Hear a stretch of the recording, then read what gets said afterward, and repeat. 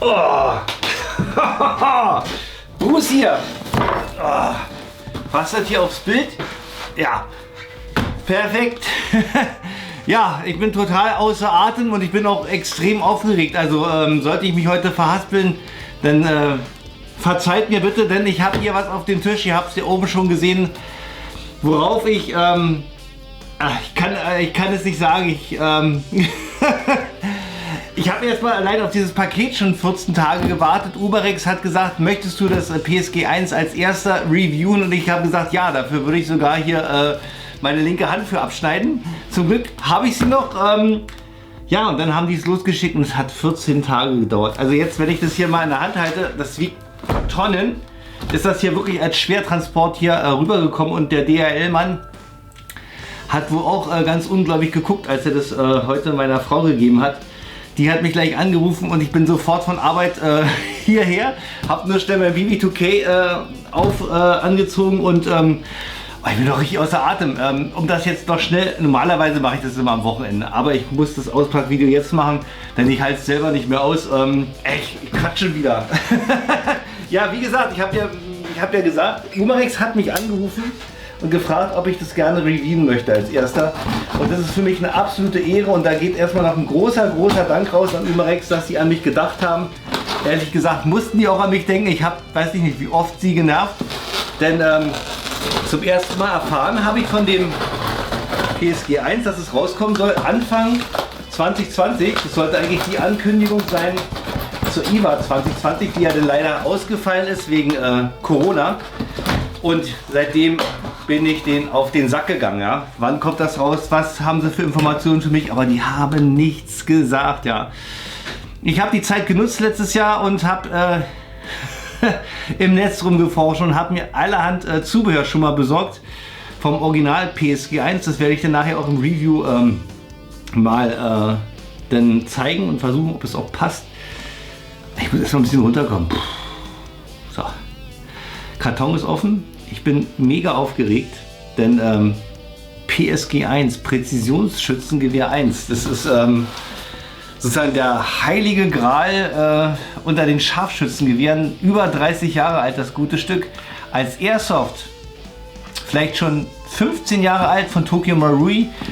Da hat sich auch nichts weiter dran geändert. Ein Plastikbomber, den habe ich selber, aber jetzt hier Vollmetall.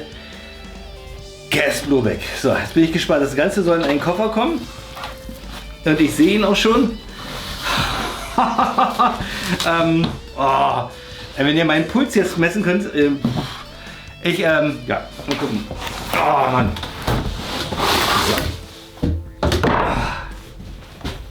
So. Hier auf der anderen. Ich drehe mal um. Oh, das ist mordschwer.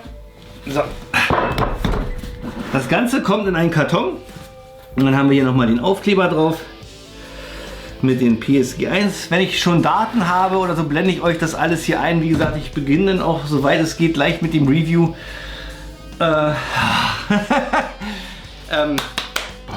Okay, jetzt geht's los. Ich mach's auf. Ich bin selber aufgeregt.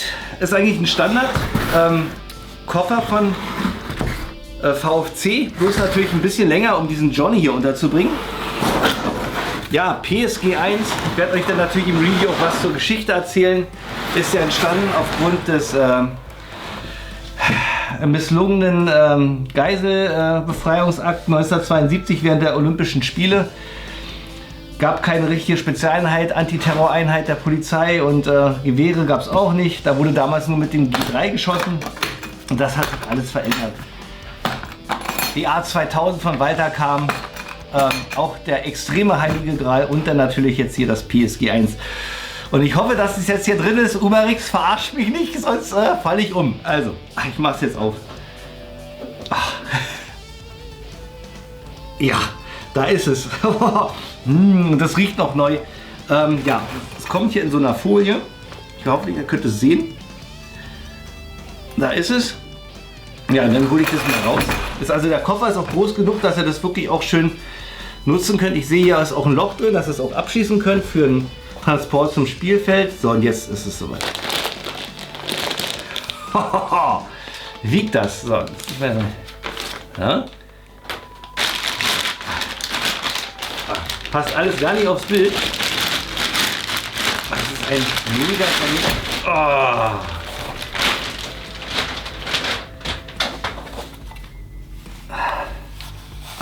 Ich habe so Gänsehaut, das könnt ihr euch gar nicht vorstellen. Das ist so geil. Super. Warte mal, jetzt hole ich, guck mal noch Magazin und so. Hier ist noch eine Beule. Ah, hier ist Magazin. Ist ein Standard G3 Magazin dabei von Umarex VFC. Hat auch diesen gleichen Mechanismus hier, wie wir den auch vom G3 kennen, sehe ich gerade. Ist da noch was? Ah, auch interessant. Oh, das zeige ich euch mal. Hier dann noch eine Anleitung. Speedloader. Und dann ist das hier, kann ich das rausnehmen? Hier auch gewürfelt, sodass ihr euch das auch noch so ausschneiden könnt, passend, damit es schön ins Gewehr passt, finde ich schön, in den Koffer passt. Ihr merkt, ich bin noch ein bisschen aufgeregt. Ah, so. So, dann nehmen wir das Gewehr mal raus. Und das hier auch. Das packen wir ein. Und dann machen wir mal den Deckel zu. Der Preis, glaube ich, 799 oder so soll es kosten. Kann man ja schon in etlichen Shops vorbestellen.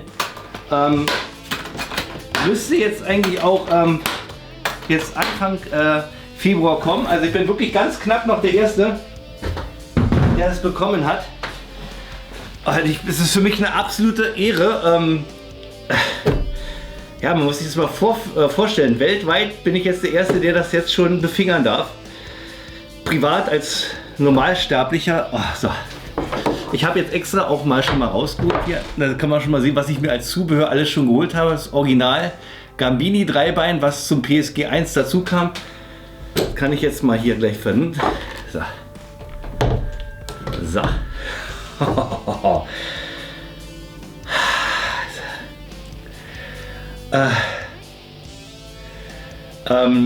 Lasst mir mal einen Moment. Ich denke die ganze Zeit, blende ich das hier mal ein, die Daten. Wahnsinn.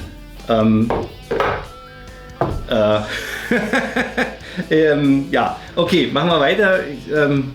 Also hier, hier ist der Schraubverschluss, der ist mit dabei, auch aus Metall, richtig schwer, wird aus Stahl sein. Damit könnt ihr hier die Wangenauflage und die Schaftkappe verändern. Mal gucken, ob es geht. Einstecken, lose Schrauben, ja, ist sogar gefedert wie beim Original, sehe ich gerade. Und dann wollen wir das hier auch mal lose machen. Das ist ein bisschen schwergängiger, aber alles, der Schaft allein ist schon sehr, sehr stabil. Ja, man kann es auch hier verstellen, wieder festdrehen. So, jetzt nehme ich mal hier von dem, ich drehe es mal um, damit ihr euch mal die andere Seite angucken könnt, mal den Schutz hier weg. Ich glaube, da brauche ich eine Schere für. Oh. Ich lasse es mal noch mal dran, das muss ich vorsichtig machen, damit ich es nicht zerkratze. Aber wenn wir hier sind, können wir uns ja mal einen Blick auf die Markings werfen. Haben wir hier PSG 1, Heckler & Koch, Kaliber 7, ja, alles dabei, 7,56. Seriennummer ist wieder raufgelasert, also nicht gestanzt wie beim Original, muss ich mir also wieder ein bisschen schmerzen. Und ich habe auch schon gesehen, auf der anderen Seite haben wir leider nicht wie bei der Asia-Variante hier die Trademarks von Heckler & Koch schön versteckt im Griffstück, sondern hier wieder ersichtlich, muss ich mir auch schwärzen, aber ansonsten Holzgriff, gucken wir uns auch noch mal an. Ich gehe mal ein bisschen näher ran. Da. Man erkennt, dass es Kunststoff ist, ist aber so von der, wenn man es jetzt nicht anfasst, sondern nur sieht, könnte man meinen, dass es Holz ist, also wirklich sehr gut gemacht und es ist sehr griffig. Und ich sage euch, das ist sicher mega schwer. Ein richtiger Klopper. Auch hier der Handschutz. Das macht alles eine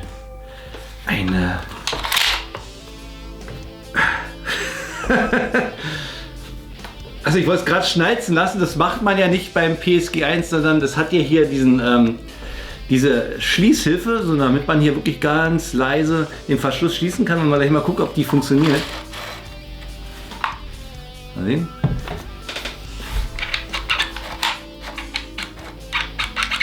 Nee. Also die scheint nur angedeutet zu sein, haben wir hier keine Funktion. Ansonsten soll das alles RS-Maße haben, also Real Steel Maße. Also wer verrückt ist, kann hier noch einen Schaft, einen Originalschaft dran bauen, obwohl der hier auch einen sehr, sehr soliden Eindruck macht und hier auch nochmal einen Handschutz, ein Original. Was ich mir noch gegönnt habe, das werde ich natürlich im Review dann auch noch ausprobieren. Ich habe hier ein Original Hensoldt 6x42 PSG 1 Zielfernrohr, was hier genau raufpasst, und ich hoffe, dass es auch passend ist. Es sieht so aus, als würde es passen, denn nur mit so einem Zielfernrohr ist das Ganze komplett. Ich teste auch, ob das Scope von Tokyo Marui passt. Ich habe ja auch die Marui PSG 1. In den Videos hat man ja gesehen, dass da auch das Marui verwendet worden ist. So, und ich denke mal, ich mache mal ein bisschen Dry-Fire. Ich bin außer Atem, oder? Kann das sein?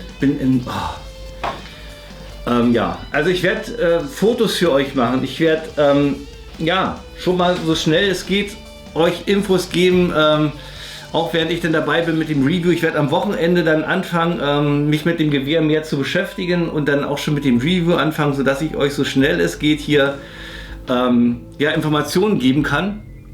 Zur Präzision ist ein bisschen schwer, weil ja, man kommt jetzt nicht weit aufs Airsoft-Gelände. Müsste man eher mal fahren, ob ich mal irgendwo mal rauf darf zum Testen, oder ich hole dann den Schießtest auf größeren Entfernungen dann mal nach. Aber soweit es mir möglich ist, werde ich euch da Infos geben. So.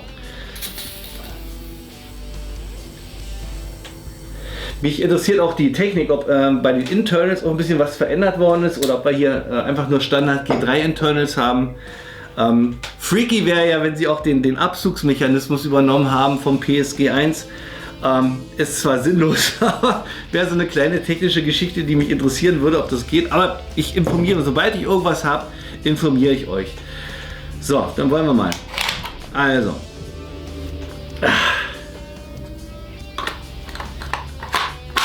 Rastet sauber ein. Hier schneidet sich es mal für euch. So. Aber es ist ein absoluter Brummer, und da geht echt ein Traum für mich in Erfüllung.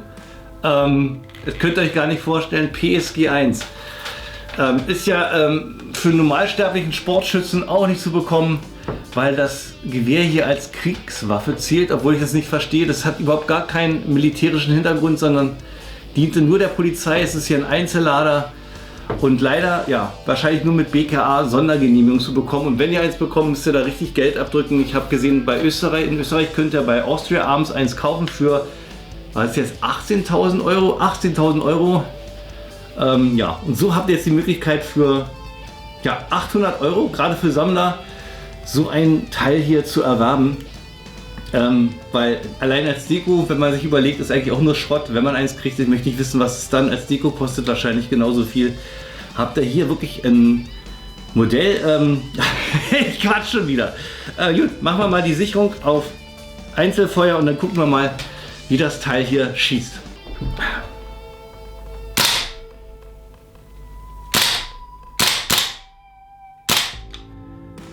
Knackig. Aber man merkt anhand dieses hohen Gewichts, was das PSG 1 hat, ist der Rückstoß ein bisschen geschmeidiger als beim G3. Ist ja auch beim Original auch so, dass halt allein dieser lange, schwere Lauf und diese robuste Bauweise auch dafür gesorgt hat, dass der Rückstoß hier beim Original PSG 1 auch geringer ist, sodass man auch halt schneller Schussfolgen mitmachen kann. Ich mache mal das Gabini drauf, ja. So, jetzt schneiden wir mal eine Runde.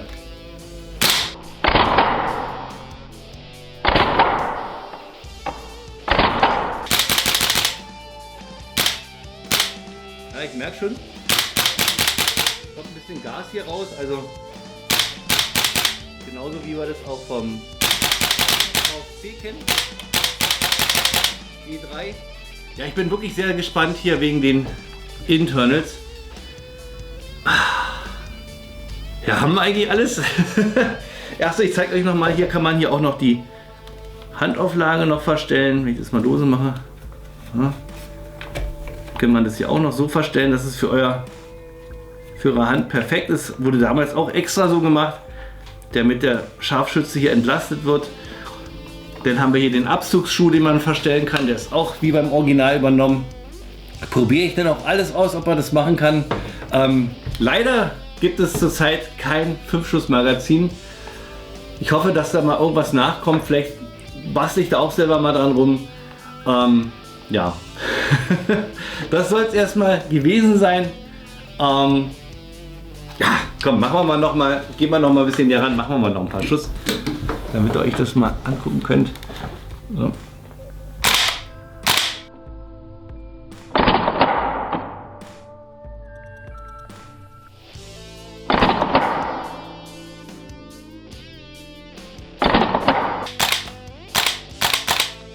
Also man kann schnell schießen, aber ich merke, das Magazin wird schon eisig kalt.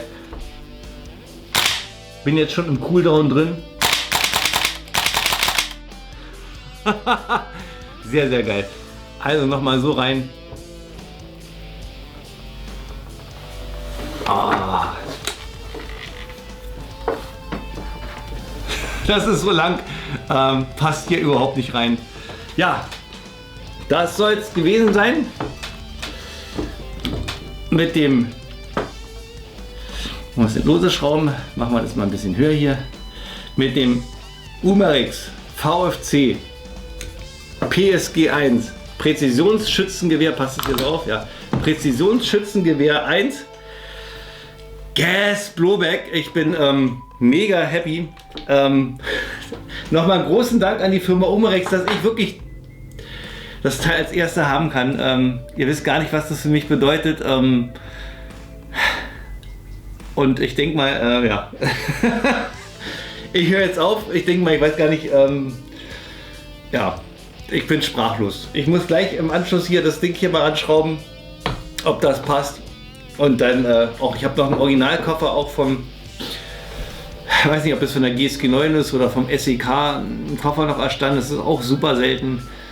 Das mache ich alles nachher im Review. Jetzt muss ich erstmal sacken lassen. Das war's von mir. Bruce, BB2K Airsoft Channel mit dem geilsten Airsoft-Gewehr 2021, wo ich ein Jahr drauf gewartet habe, eigentlich eine Ewigkeit drauf gewartet habe, dass sowas mal als Gas Blowback kommt. Und jetzt habe ich es hier bei mir auf dem Tisch. Es ist einfach, ja.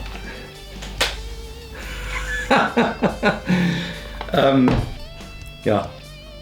Wer meinen Kanal noch nicht abonniert hat, der klickt mal da oben drauf. Unten gibt es ein weiteres Video von mir. Und ich würde sagen, das war's jetzt, oder? Das war's. Bleibt mir alle gesund. Bis zum nächsten Video. Macht's gut. Euer Bruce. Wow.